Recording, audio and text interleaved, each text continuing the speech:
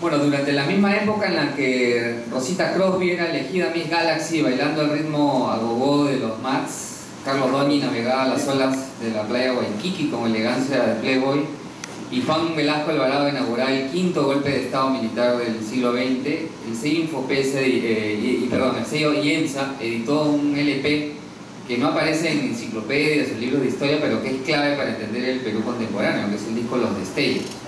En esa placa, 4 músicos liderados por el versátil Enrique Delgado fusionaron la cumbia colombiana y los otros ritmos tropicales con el rock psicodélico, el bueno andino y la pandilla selvática, ¿no? Ese potente cóctel sonoro estalló y generó un camino por el que han transitado muchas personas, no solamente músicos, sino empresarios, discográficos, locutores, coordinadores de grupos, promotores, público.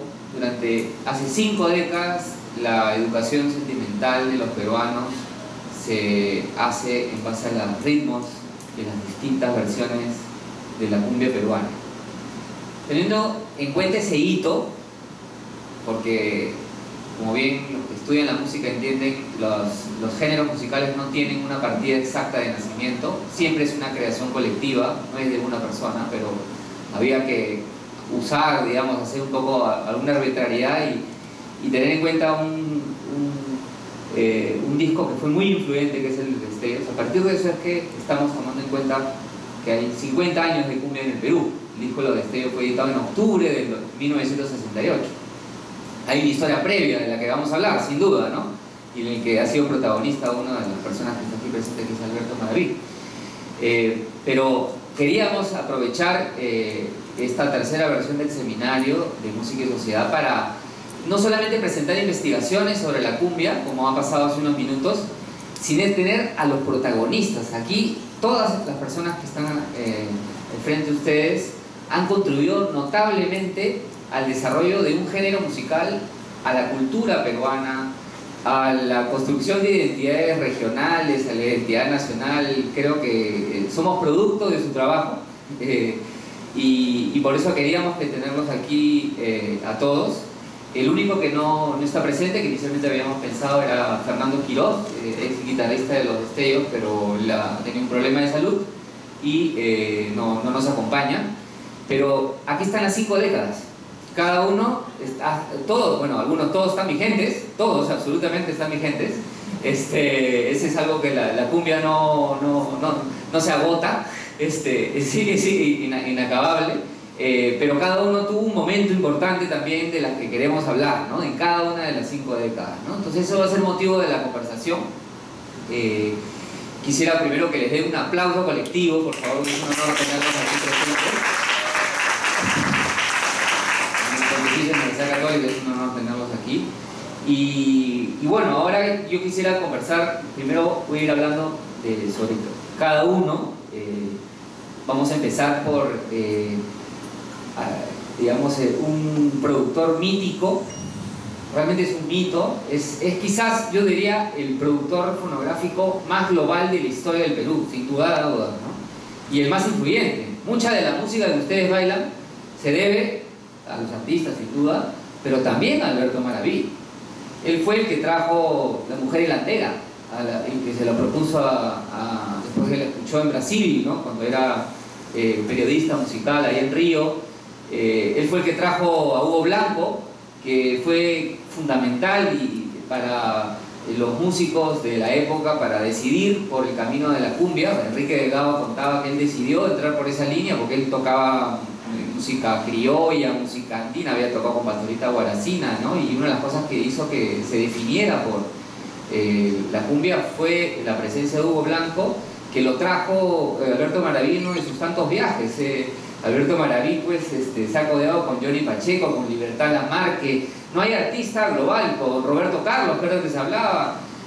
Podríamos hablar de cualquier artista digamos, histórico del siglo XX, digamos que circuló por Latinoamérica, tuvo algún contacto con Alberto Maraví, ¿no? Entonces quería empezar conversando con él y quizás antes de hablar de su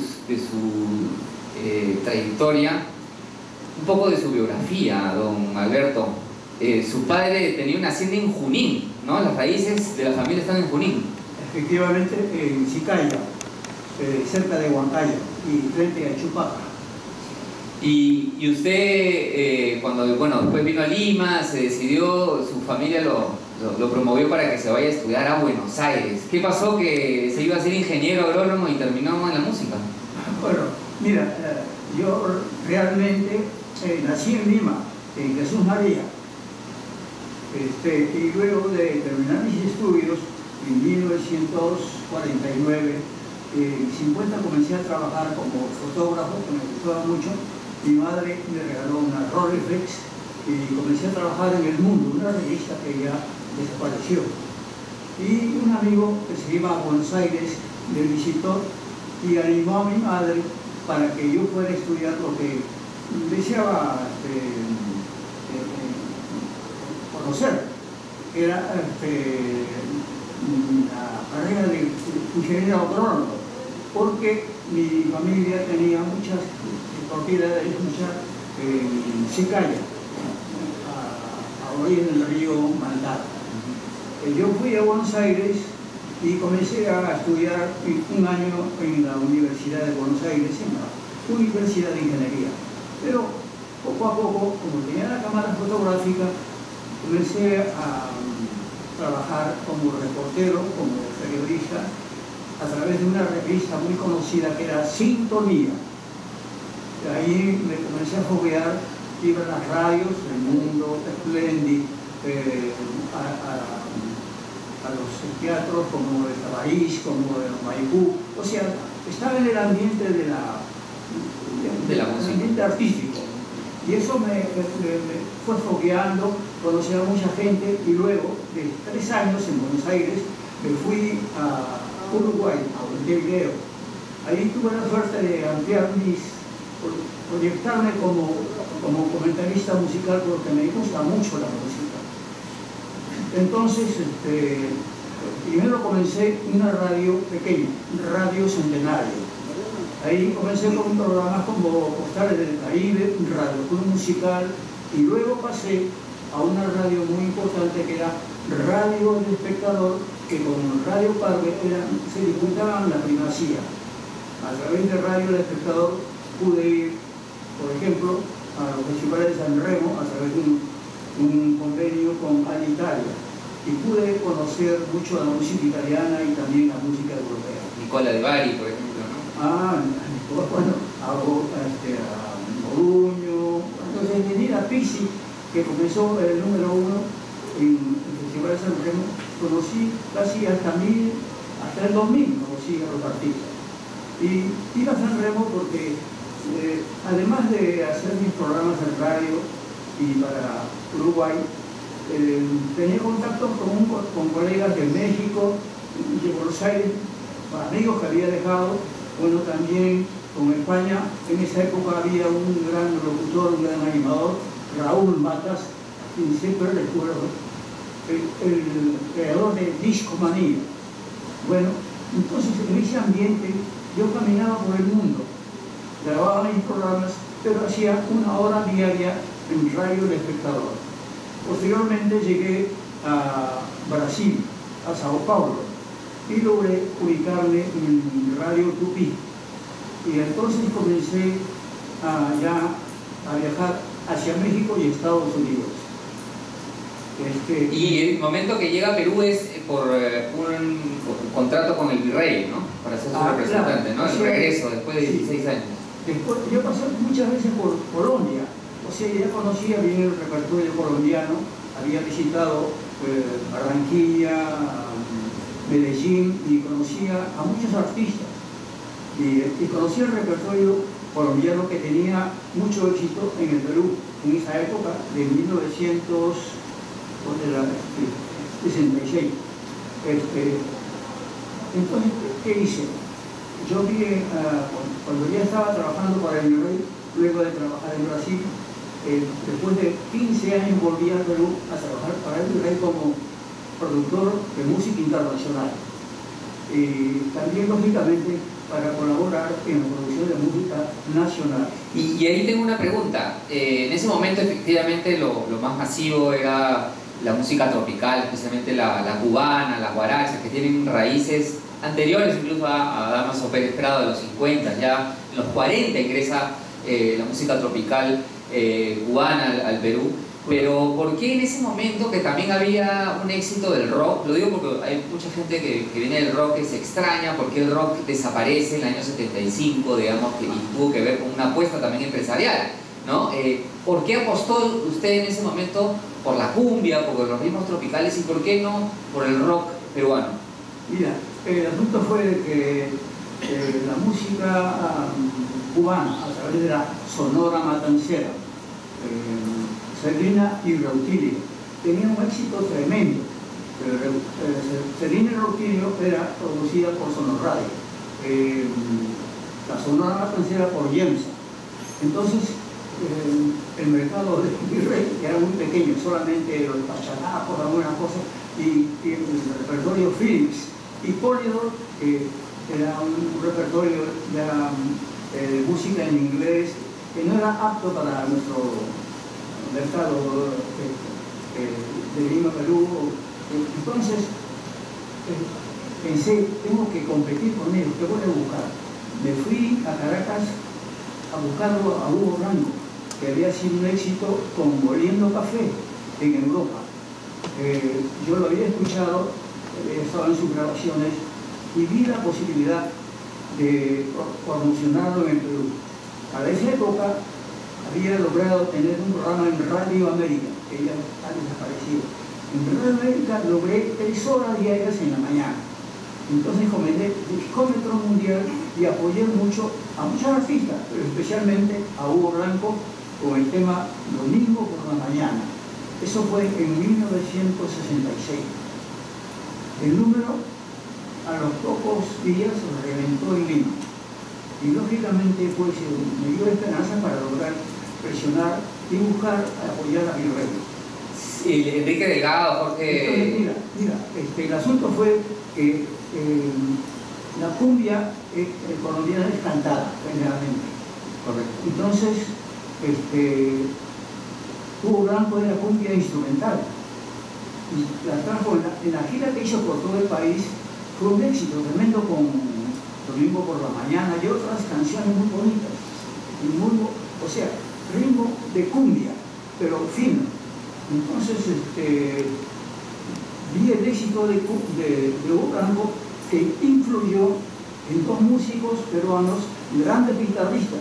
Uno era Enrique Delgado, de los Destellos, y el otro era Manzanita, de Largo Hernández.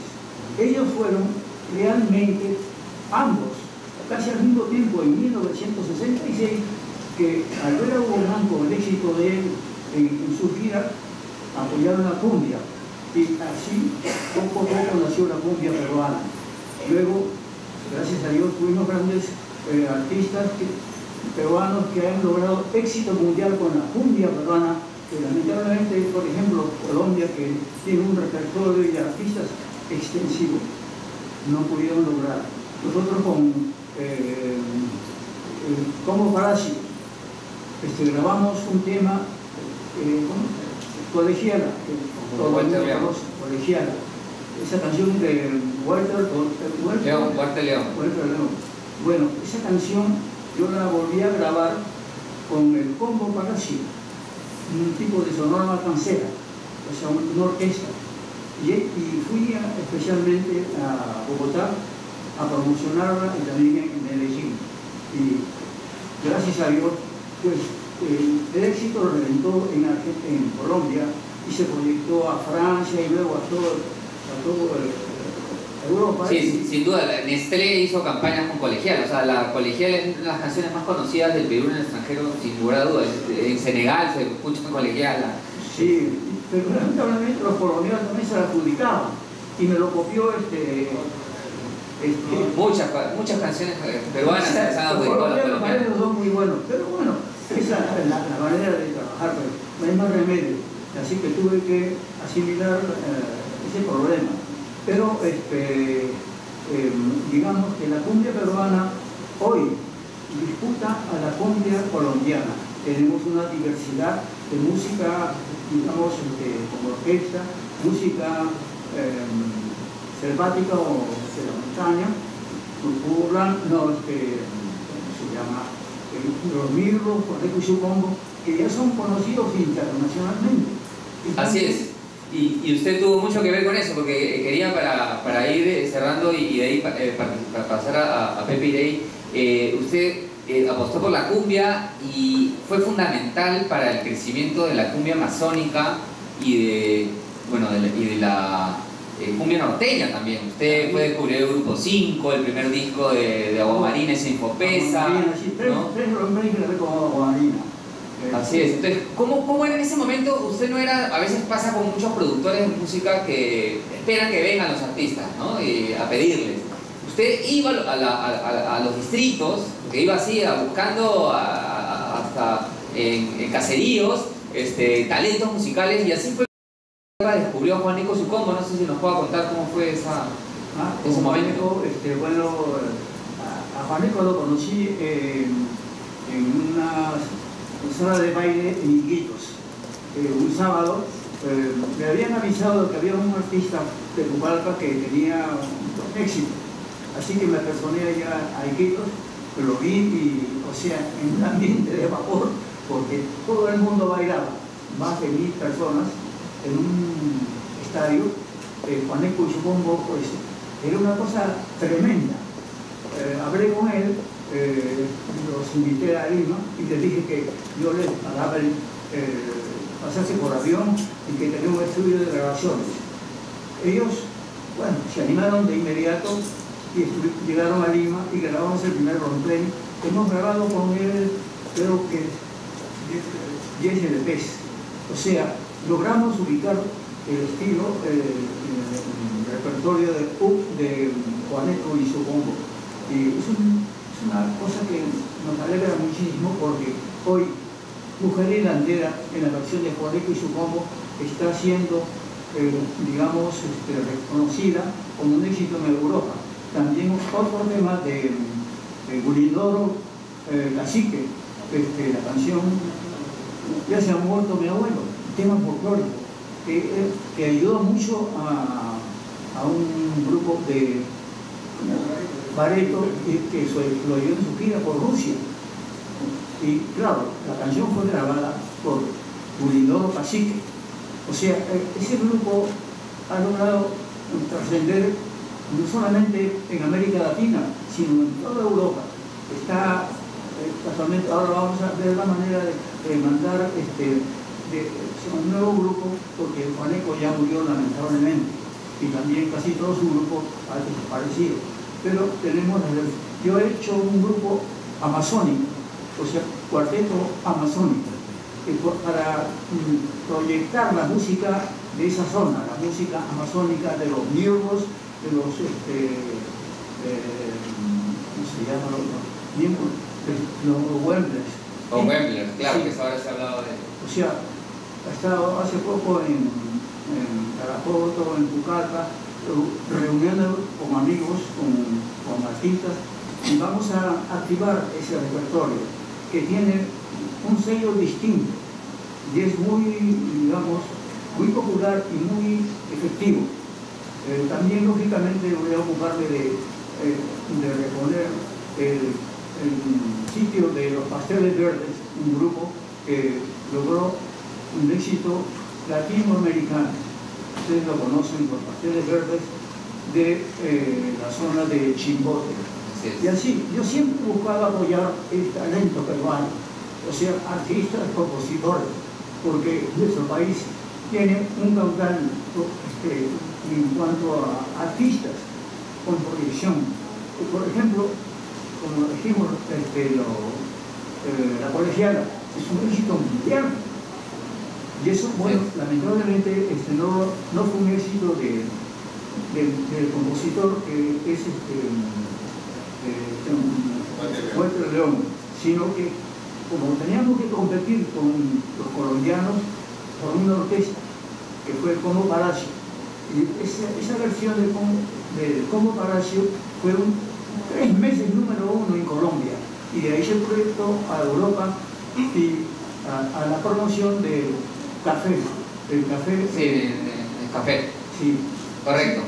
O sea que, bueno, tuvimos suerte. No, hay tantos éxitos que podríamos hablar toda la noche de los éxitos que ha sido causante don Alberto. Habría que destacar, antes de pasar a Pepe Day, que sigue vigente junto con su hijo. En realidad acá hay un tándem, que por eso está presente también Juan Ricardo, y que ahora están sacando nuevos discos. Acaban de sacar una nueva versión de Juanico y su combo, El Gran Cacique, ¿no? Entonces Infopesa está vivo, está vivo, e incluso está buscando nuevos talentos. Entonces es impresionante la vitalidad. Entonces, por favor, un aplauso a Alberto y a Juan Martín por su trabajo.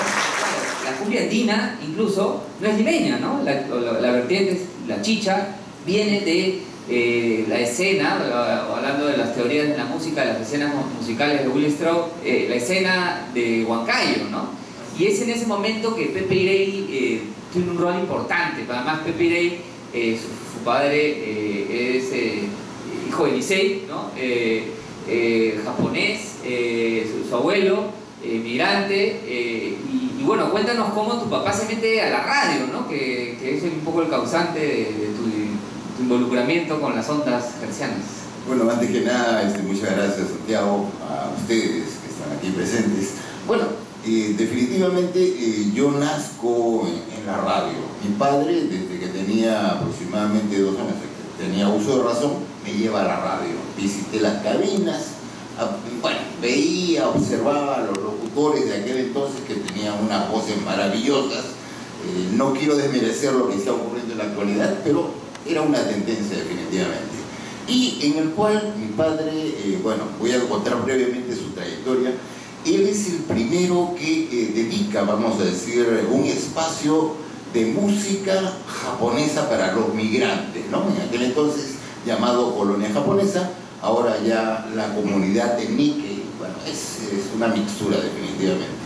Pero con Radio Inca es donde empieza toda esta historia de la segunda etapa, podríamos llamar, de la cumbia. Si bien es cierto, yo escuchaba en los años 70, 71, ya era obligado, la música de Radio Inca era internacional, pero era inevitable que escuchara La Ardillita, ¿no? Ese tema instrumental bastante jaladito, inclusive... Y lo de así es. Yo era rockero, pero tocábamos esa canción porque era muy... tenía un swing bastante especial, ¿no? Bueno, entonces ahí es por primera vez que escucho, pero vamos a hablar de esta segunda etapa en los años 80, que definitivamente ayer conversando con Santiago, hemos aproximadamente 2 horas conversando, ¿no? Bueno, ya él estaba casi dormido y yo decía, ya habla. Bueno, cuando yo empiezo a hablar nadie me para. Bueno, entonces, ¿qué es lo que ocurre? Estábamos en un paso de político, vamos a decir, del gobierno militar hacia la democracia. Esto es lo que conversábamos con Santiago un poco, de que cada uno de los cambios de gobierno también marcan un hito dentro de lo que es el estilo musical. Definitivamente cuando había algo, un gobierno deprimente y qué sé yo, el estilo de música también tenía que ser lento. Cuando hay algo de bonanza es más alegre, y una serie de tendencias. Pero lo particular de los años 80 es que salíamos de un gobierno militar, la segunda etapa del gobierno militar con Morales Bermúdez, y el proceso migratorio tuvo mayor efervescencia. Nosotros anteriormente ya habíamos en el año 74 en Radio Inca hecho lo que llamaban la época de oro de la música huanca.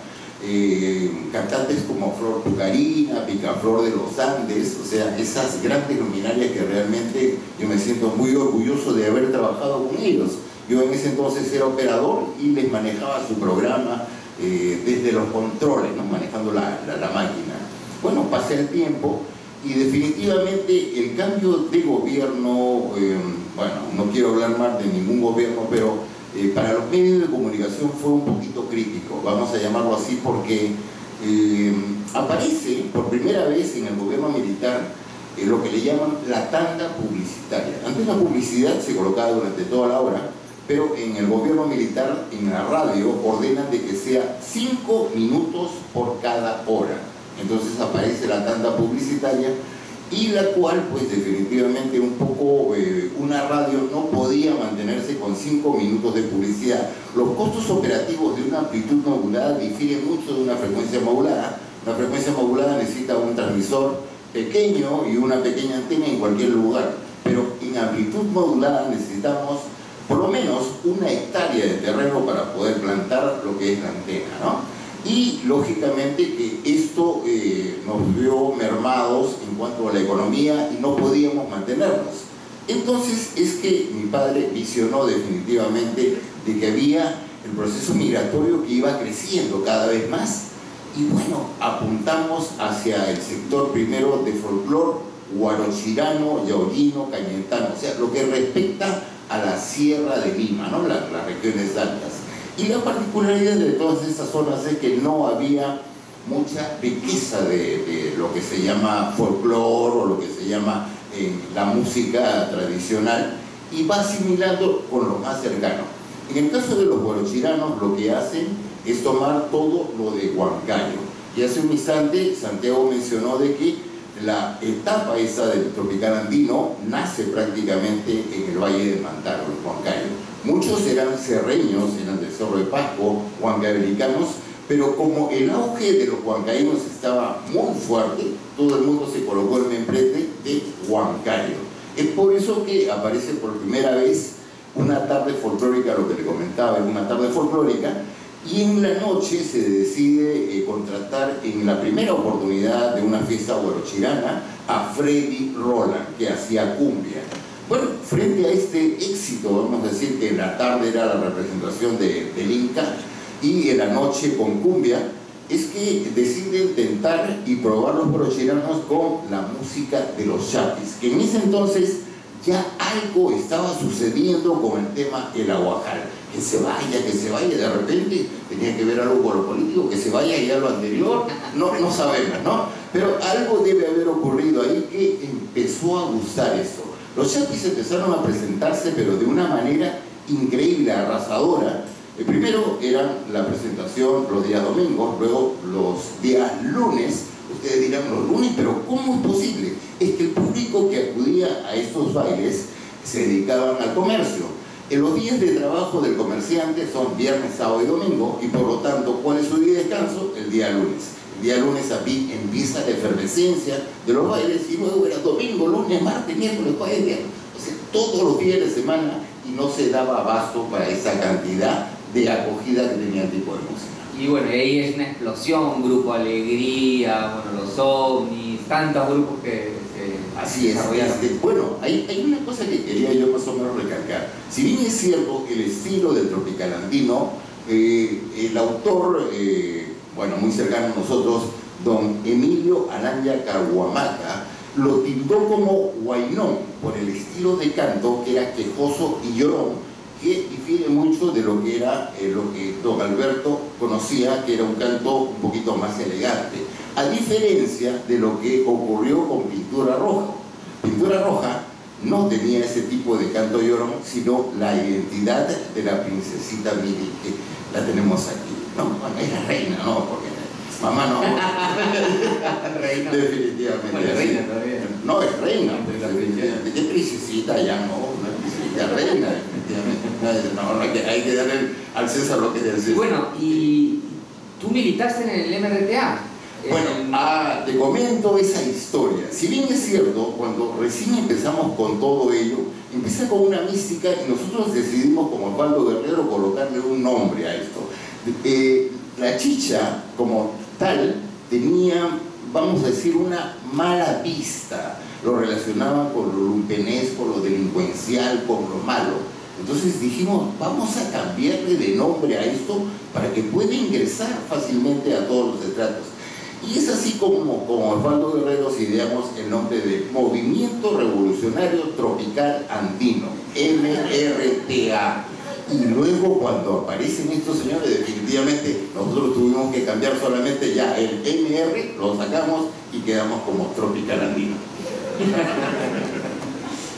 Y bueno, el movimiento tropical andino se desarrolló a lo largo de todos los 80s y a fines de los 80s vino una crisis también acompañando la crisis económica que generó Alan García, ahora Silao, en Uruguay. Así es. Bueno, todavía no en Uruguay, esperemos.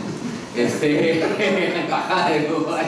Pero él destruyó la economía y también destruyó la cumbia, porque en el año 93 había un artículo del diario peruano que decía se ahogó la chicha porque ya los conciertos comenzaron a decaer. Y bueno, acá entramos un poco en una discrepancia, ¿no? Porque definitivamente el 85 hacia adelante fue, vamos a decir, donde hubo mayor efervescencia.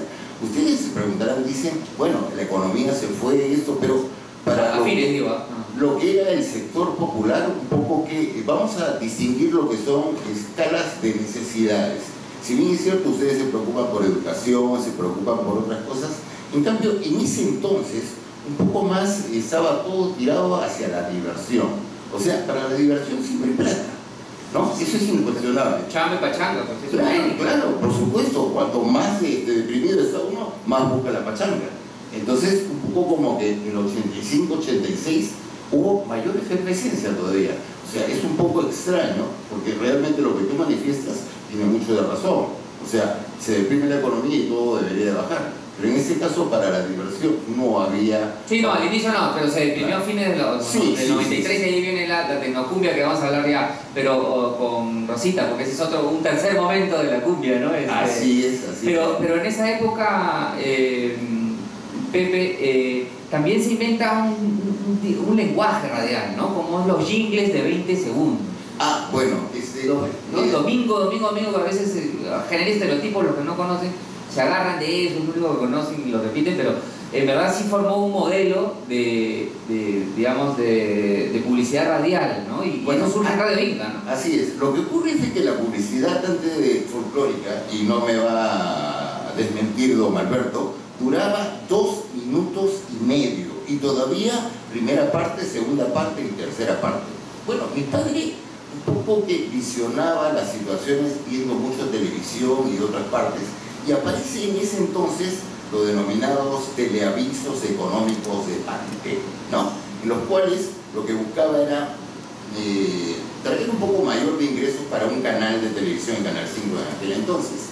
Y bueno, la gente tenía bastante acogida, entonces mi padre dijo, ¿por qué no hacemos lo mismo para que haya vamos a decir, un intercambio y darle mayor movimiento? Porque radialmente 2 minutos y medio de publicidad es antirradial totalmente.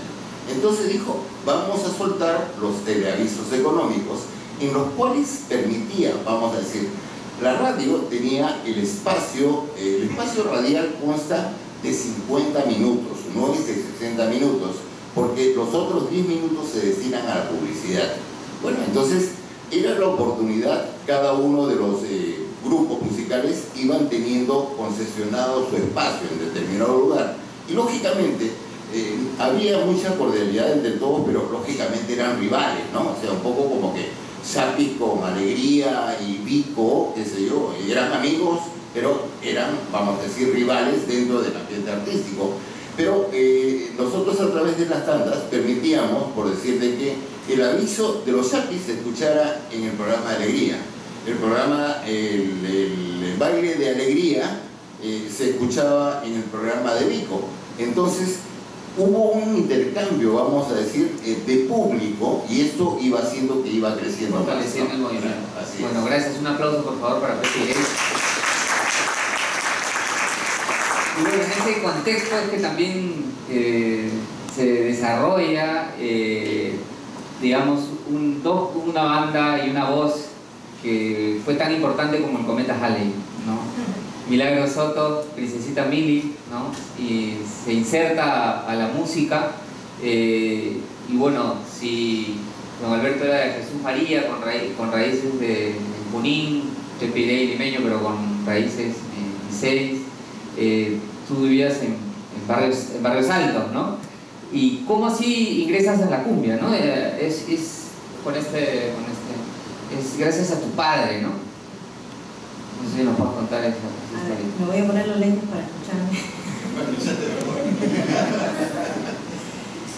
Ya, la edad es así. Bueno, hoy día he tenido una aclaración de todo lo que he vivido, porque en verdad son muchos años antes que yo, seguramente después que yo también. Pero yo empecé cuando tenía 18 años a cantar en pintura roja, pero antes de ello hay siempre un preámbulo, ¿no? De dónde salió la Princesita Mili. Y es que mi papá era cantante de la agrupación. Antes de llamarse Pintura Roja se llamaba Grupo Los Dinámicos. Y bueno, tenía varones, cantantes, y haciendo la remembranza ahora sí, yéndome en la línea del tiempo, juntamente con Los Destellos, con otras agrupaciones que tocaban sin voz de varón de repente una buena cantidad de canciones. Yo me acuerdo de esas canciones también. Y iba a los ensayos, ¿no? Y justamente porque Alejandro Zárate era prácticamente vecino nuestro, y yo cada vez que mi mamá me decía, no, con tu papá porque iba para almorzar, y tenía que ir a buscarlo, ingresaba donde estaban ensayando, y por ahí pues no siempre a uno se le pega la música. Pasaron los años ya de mi niñez, cuando ya cumplí los 18 años, me acuerdo que a la agrupación nos invitaban a tocar pues en quinceañeros, en matrimonios, en diferentes actividades. Y como dice Santiago, estaba de moda también la música rock, como Cyndi Lauper, Los Bee Gees, ¿no? Los Bee Gees. Y bueno, yo cantaba esas canciones en inglés. A mí me gustó siempre la música salsa, la cumbia, no la podía ver. Pero paradójicamente, que ella decía que era la cumbia en uno de los discos, yo soy la cumbia. Exacto. Y en uno de los eventos dije, bueno, pues, pero cántate una, ¿no? En uno de los descansitos, y canté una canción en inglés, uno de los chicos que tocaba guitarra también, que dicho sea paso, hace poco me llevó hablando, y él fue el que también me hizo recordar que a él no me gustaba la cumbia, sino que él era rockero. Entonces, que dentro de las canciones que él tocaba, me hizo cantar a mí una canción. Y cuando fuimos a un evento, recuerdo que era un matrimonio, la gente no helaba. O sea, todos estaban atentos a lo que yo pudiera cantar. Todos miraban así como si fuera un escenario. Y cuando terminé de cantar me veía un autógrafo. O sea, como que ya se notaba que ahí había algo más de una chica que estuviese cantando. Todo el mundo quería tomarse foto conmigo, querían pedir autógrafos. Y yo decía, ¿pero por qué? No entiendo esto. Y Alejandro vio que de repente pudiera ser que había una estrella en mí.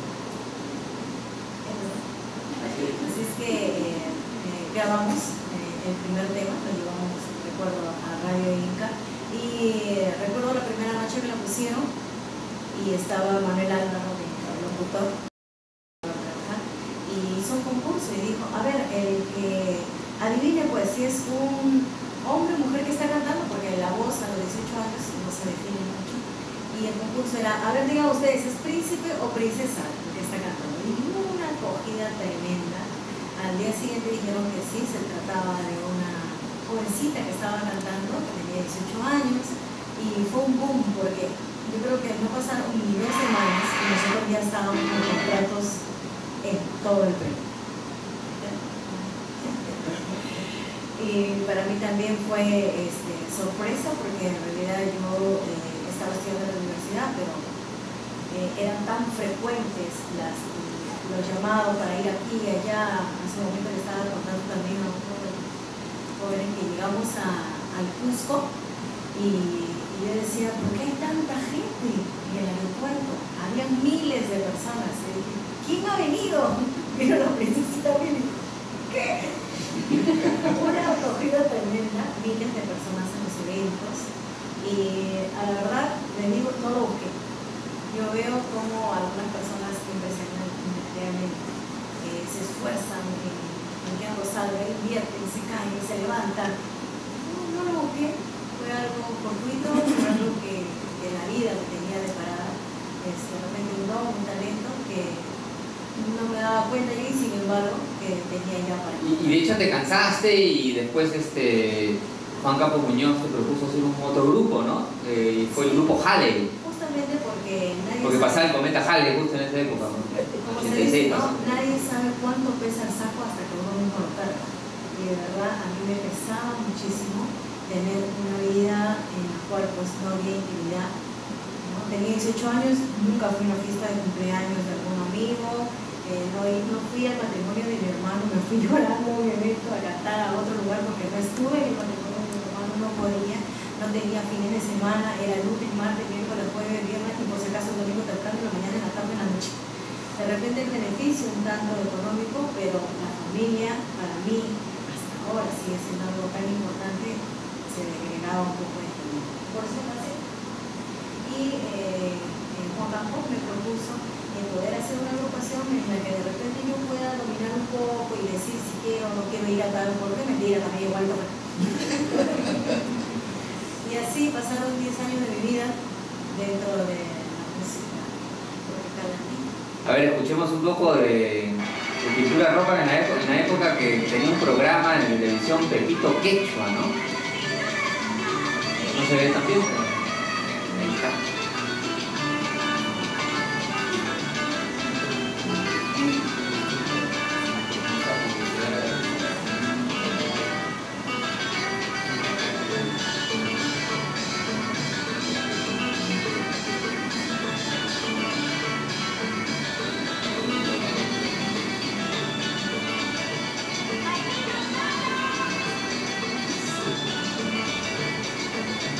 Bueno, es que era tan intenso que tuvieron que buscar otra cantante que fue Muñequita Sally, que después entró a folclore y lamentablemente falleció en un accidente de tránsito, muy conocida la Muñequita Sally, pero ella se originó en la cumbia, ¿no?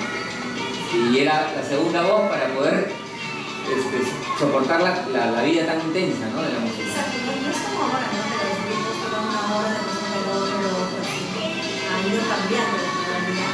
Pero yo me podía pasar 5 horas cantando. De repente sí había palabras que me apoyaban, pero era inicial, pues un día lunes, martes, miércoles, o sea, con una inyección para que poder soportar ese tema. Entonces Ingresa Sally, claro.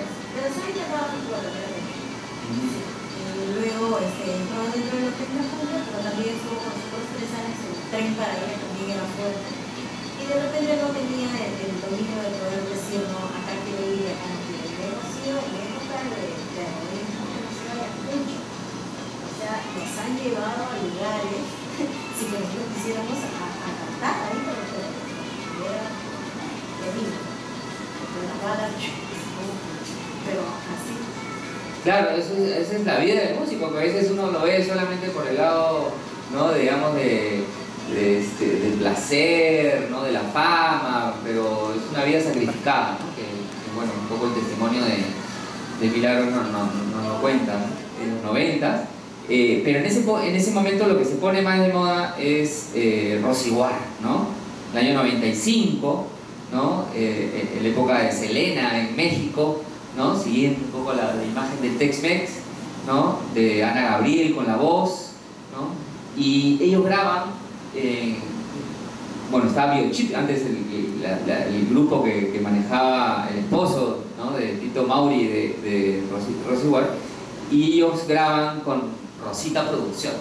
Ella es la que le da un canal de crecimiento a la tecnocumbia. No sé si nos puedas contar un poco tus orígenes también en la música olimpiada, que así como, bueno, hemos pasado por Junín, por el origen japonés, acá de Barrio de Saltos, Huancavelica, ¿no?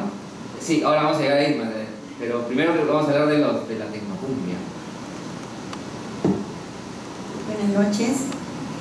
Bueno, Santiago, muchas gracias y gracias a todos ustedes, ¿no? En estos momentos. Sí, es cierto, quiero aportar un poco de mi experiencia que tuve. Soy de Huancavelica, de un pueblo muy lindo que es Lircay, Angaraes. En estos años nace en mí, con la visita de don Tito Mauri con Nilo Segura, cuando ellos eran los Biochip, y la doña Rosita, Rosy War, era su corista. Nos hicimos muy buenos amigos y yo trabajaba en mesa redonda como vendedora de pequeños artefactos. Entonces ellos tenían ya su música, en el cual tengo un hijo mayor de Wilfredo Rojas, hoy tiene ya 42 años. se hacen amigos, don Tito, con el señor Nilo Segura. Y entre ellos nace la conversación de hacer la productora, ¿no? Y con la música que ellos ya habían traído en forma de cassette en aquellos años. Y sin ningún contratiempo nosotros aceptamos su amistad, el trabajo de hacer música con ellos, y fue una satisfacción muy linda, aparte de tener amistad con ellos hasta hoy en día. Luego se sintió mucho y vinieron otros grupos. En aquellas épocas fue también lo que es Teo Laura, ¿no? Teodoro Orellano, muchos grupos, Noche Azul, lo que es cumbia tropical mayormente. Bueno, me nací a mí por lo que yo de repente soy de provincia, ¿no? Y nos fue muy bien, trabajamos mucho con ellos. También hemos hecho eventos, aniversarios de la empresa. Ya por lo menos casi como 8 años no lo estamos ya haciendo ningún aniversario. Por motivos, ¿no? La situación, la piratería prácticamente no nos dejó seguir avanzando nuestros proyectos, no nos dejó cumplir ya hacer más trabajos, porque todo es necesario, ¿no? Es tener un buen local, una buena promoción en las radios, cuando uno también hace su música o también eventos, ¿no? Y tal es así, nosotros hasta hoy en día nos mantenemos muy bien, pero en las redes sociales, gracias a Dios, que las redes sociales hoy en día apoyan mucho de toda forma, tanto empresas como mi empresa, Rosita Producciones, y como también a los artistas, ¿no? Y de todos los géneros musicales nosotros tenemos en nuestra disquera. Y nuestra disquera, bueno, todavía sigue en el mismo lugar, en Mesa Redonda número 1000, tienda 163, y siempre estamos ahí luchando para seguir en este momento de que la música pues es una vida para mí y para las personas que viven conmigo, mis hijos, quienes también siguen apoyándome para seguir adelante. Y Rosita, en esa época, pues bueno, en la época de don Alberto eran unas máquinas inmensas para prensar los discos de vinilo, ¿no? Traían el acetato, todo, pero cuando tú entraste en la música era el cassette, ¿no? Que además fue la piratería de cassette dañó la industria discográfica, ¿no? Se tuvo que cambiar modelo de negocio, pero tú entraste en esa época. Cuéntanos, ¿las grabaciones con Rosy Ward eran en cassette o ya había entrado el CD? Bueno, en cassette. La mayoría de los grupos, nosotros siempre ha sido en cassette, porque nosotros éramos, ¿no?, del género andino, tropical, uruguayo. Nosotros jamás hemos escogido los géneros. Siempre ha sido bienvenido los grupos hasta hoy en día. Nos llaman, ya sea arpa, requinto, ahora hoy en día, ¿no? Hay variedades de instrumentos musicales que usan, ¿no? Diferentes géneros musicales, hay de quenas, de todos los géneros. Entonces nosotros nunca decimos, ¿sabes qué? No podemos trabajar contigo. Nosotros muy felices, contentos, siempre estamos aceptando, tratando de hacer en alguna forma, ¿no? De salir con ellos, y de esa forma nos estamos, mutuamente nos apoyamos. Y lo importante para mí es sentirme bien con ellos y ellos que se sientan bien con mi persona, que mi empresa es una empresa que nunca dice no a nadie. Toda la diversidad de músicas pasan por Rosita Producciones. Olimpiadas, harán un aplauso por favor para Rosita. Y bueno, la tecnocumbia, bueno, esa es ya mi interpretación, creo que fue más bien un estilo de la cumbia, fue un momento de auge comercial que se le denominó a muchos estilos muy variados tecnocumbia, como Marina, Adayura, Escándalo, no eran iguales, ¿no? Rosy Ward, todos eran estilos distintos de la cumbia que a todos se les encasilló el concepto de tecnocumbia. Y una de esas escenas, volviendo al concepto de escena musical, era la escena de la cumbia norteña, ¿no? Que nos lleva además a las fronteras. Las cumbias siempre están asociadas a las fronteras de los países limítrofes. La cumbia sureña, que bueno, no tenemos representante ahora, pero ha tenido mucha influencia de Bolivia, de la época de los 90, que llevaban los Ronis, Enlace, ¿no? Pero en el norte, lo que se escuchaba pues eran sanjuanitos, ¿no? A Julio Jaramillo, ¿no? O sea, había mucho vínculo con Ecuador y es con esos contactos, con esas influencias con las que nace Corazón Serrano, ¿no? Tenemos a Irma Guerrero, una de las hermanas fundadoras. No sé si nos puedas contar cómo fue tu origen también en la música en Pacaipampa, ¿no? Un caserío que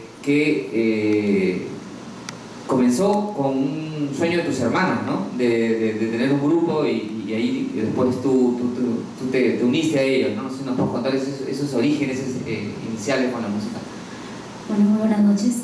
Bueno, yo me inicié en el ambiente de la música a partir de los 13 años. Yo la verdad, comparto con Mili, yo jamás pensé que iba a cantar, ¿no? Igual mis hermanos Lorenzo, Edwin fueron los creadores de... Ellos hacían guayno con guitarra, cantaban en actuaciones en los colegios, aniversarios de los asentamientos humanos, y yo también pues cuando ellos ensayaban me iba a escucharlos. Mi hermano tenía 10 años, se inició muy pequeño. Entonces mi hermano me dice que quería que cantara una canción. Yo le digo, pero yo no sé cantar, nunca he cantado, no tengo idea. Y me enseñó, me hizo escuchar una canción de los Reales de Cajamarca. Era un grupo de guayno de Cajamarca. Entonces la canté y mi hermano le gustó. Me dijo, sí, que quiero que tú pertenezcas a la agrupación, a los hermanos Guerrero Neira. Pero me llevaron a cantar a un escenario. Me acuerdo, yo nunca había cantado en escenario, mucho menos en micro, en público. Yo cantaba, creo que al revés. Fue un desastre total, definitivamente. Y de ahí él poco a poco me fue formando, me fue enseñando lo poco que sé. Y ahí van incorporando personas para el grupo, porque mi hermano estudiaba en una escuela de música, pero que no terminó tampoco. Supo un poco la guitarra. Y ingresó un chico a tocar piano, luego ya me ingresaron a tocar batería. Entonces el profesor que les enseñaba en la escuela de música le puso el nombre Corazón Serrano. Y a nosotros nos gustó el nombre y se quedó como Corazón Serrano, y empezaron ya no a hacer guayno, sino le pusieron el nombre Cumbia Sanjuanera. ¿Por qué? Porque nosotros escuchábamos bastante música ecuatoriana. Hay un grupo ecuatoriano que se llama Trío Fronterizo, Ana Lucía Proaño, Segundo Rosero, grupos así, ¿no? Entonces hicieron una fusión del guayno con el San Juanito y le pusieron Cumbia Sanjuanera, porque nosotros escuchábamos bastante esa música en mi pueblo, porque las raíces de mis abuelos son de Ecuador. Ecuatoriano. El abuelo de mi papá, el papá de mi papá. Entonces siempre escuchaba la música ecuatoriana. Y esa es una influencia, pero también te gustaba el rock, como han coincidido varios, ¿no? ¿Algunas canciones o solamente era siempre desde muy pequeña he escuchado mucho el guayno, la cumbia, los sanjuanitos. Siempre me he creado con ese ambiente. ¿Y dentro de la cumbia estaba cultura rock? Mira, mi hermana era súper fanática de Pintura Roja. Obviamente yo también, pero mi hermana tenía una voz súper finita y le gustaba interpretar las canciones de mi hermana. Nosotros, me acuerdo en qué año mis hermanos, como éramos tan fanáticos de Pintura Roja, hicieron una canción, un mix, homenaje a Pintura Roja, pero la grabamos, la cantábamos en escenario y la grabaron así como cuando van a filmar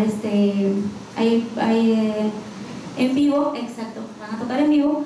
Empezaron a ponerlo por las radios y pegó bastante, y la gente pensaba que era de Corazón Serrano las canciones de Pintura Roja, pero no era de Corazón Serrano, era que nosotros habíamos hecho un mix, sí, un homenaje a muy Pintura. demandado. Sí, y pegó bastante por la zona pues del norte, ¿no? Y en cada concierto la pedían un montón.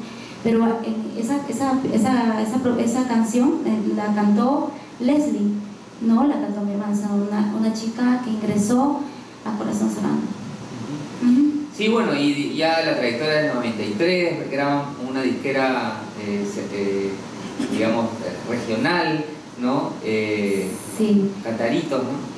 Records. Cántalo Records. Cántalo Records. Y luego ya el salto viene de una alianza que, digamos, es particular de esta época, que fue el vínculo con Caribeña, con Higinio Capuñay, ¿no? Ella logró.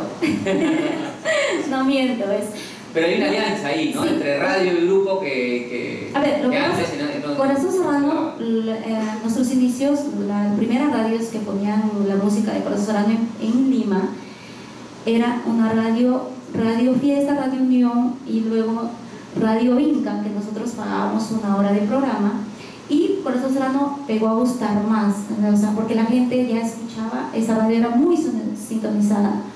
Y el señor Higinio nos escuchó en Chiclayo, porque también tiene radio en Chiclayo, tiene a nivel nacional también, y veía la cantidad de gente que iba a los conciertos. Entonces hizo una alianza con mi hermano. Como te digo, nosotros cuando íbamos a los conciertos siempre íbamos por el amor, creo, al arte, no era porque por último, ¿cuánto nos pagaban? Creo que nosotros un montón de años trabajamos sin cobrar.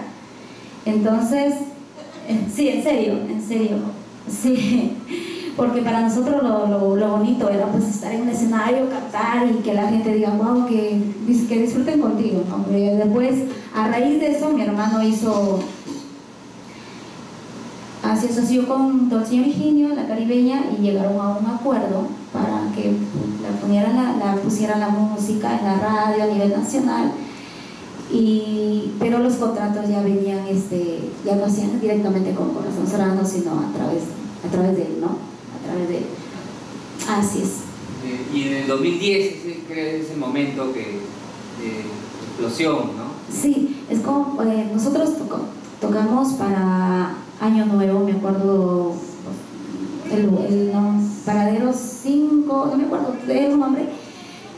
Sí, San Juan de los Ganchos. Nosotros no pensamos que iba a llegar tanta gente, creo que entró como más de 45,000 personas, y nosotros veíamos una cola inmensa, nosotros no sabíamos para qué concierto era tanta gente. Como sí. Princesita con Cusco, digamos. Y era para Corazón Serrano, y el concierto empezó 8 de la noche, nos hicieron tocar hasta las 6 de la mañana.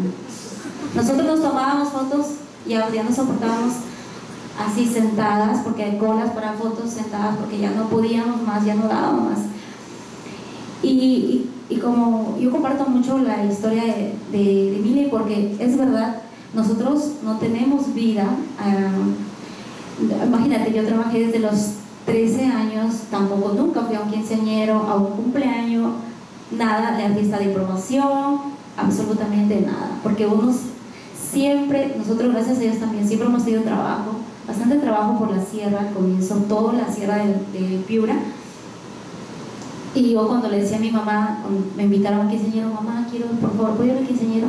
¿No te cansas de bailar todos los días si quieres ir a un quinceañero? Yo decía, sí, no, horrible. Igual te enfermabas, te ponías ampolla e ibas. Y sí, hasta ahora sigues cantando 5 horas, así que no, igual, sigue 5 horas. Y siempre hemos trabajado, siempre hemos tenido gracias a Dios la dicha de que siempre hemos tenido contratos, eventos bastantes, y siempre he trabajado casi todos los días. Pero ahora, como ya hay nuevas voces y hay chicas, ahora son 4 chicas, y yo la verdad ahora sí ya me estoy dando tiempo a dedicarme a mi familia, a disfrutar, porque tengo 2 hijas, a disfrutar de mis hijas, y ahora ya voy al cine, ya me voy a una discoteca, ya Yo me voy a un matrimonio. Yo voy yendo a 2 matrimonios. Sí. Después de 25 años, Y bueno, de hecho Corazón Serrano ha sido el último boom, digamos, comercial en la Feria del Hogar, que es el concierto que estamos viendo. Entraron, se calculaban más de 60.000 personas.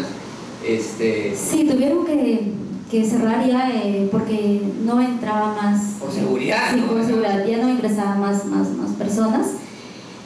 Y la verdad que nosotros nunca pensamos que Corazón Serrano iba a gustar tanto.